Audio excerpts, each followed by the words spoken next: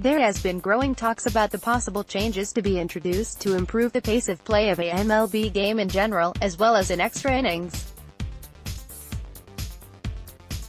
Friday night, 2019 experienced baseball's longest game, an 18-inning. Well, it wasn't a slugfest, but the Giants defeated the Rockies 3-2. This game pushed Colorado's losing streak to 7 straight games, and had everyone asking, are the offenses really that bad, or is the pitching just so dominant? It also had a baseball purist like me asking a question I don't think I ever would have asked: what if there was a runner on second base to start the 10th?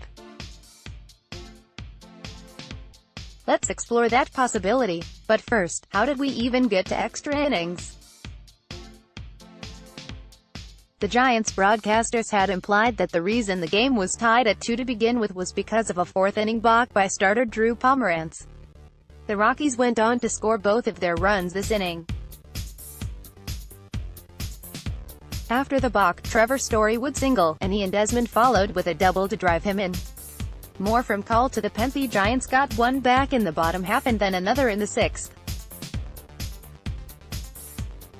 Now that the first 9 are done, let's explore the possibility of what if a runner was on second. By the rule, the runner who would take second base would be the player who made the final out in the previous inning.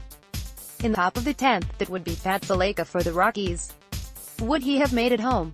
Charlie Blackmon struck out. Garrett Hampson walked. Nolan Arenado singled. Would Valaika had made it home? The ball was hit to left field where Gerardo Parra was positioned and ready to cut down any runner. The Rockies, who are certainly familiar with Parra's arm strength, and with Valaika not being the fastest, likely would have opted to hold Valaika at third. In the actual scenario, Hampson, who is the fastest on their team, didn't even advance past second on the hit. The ball was likely not hit deep and the Rockies were less than likely to test Parra's arm. So to be safe, the bases are now loaded. Trevor Story grounded into a double play. Inning over. The Giants went 3 up, 3 down. No one would have scored. The top of the 11th would have put Story on second base, also a fast runner. Ian Desmond singled sharply to center. Would Story have scored? Even if he had stopped on third, Raimel Tapia hit a single to the left side and that certainly would have brought home Story from third. Now it's 3-2 Rockies. After 3 straight outs, the inning ends. In the bottom half, the Giants, once again, went 3 up, 3 down.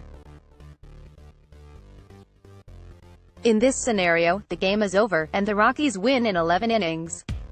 Do you prefer that scenario? Or the 18-inning pitch-a-thon that featured such highlights as this? Next, the autopsy of Chris Davis. Want your voice heard? Join the call to the pen team.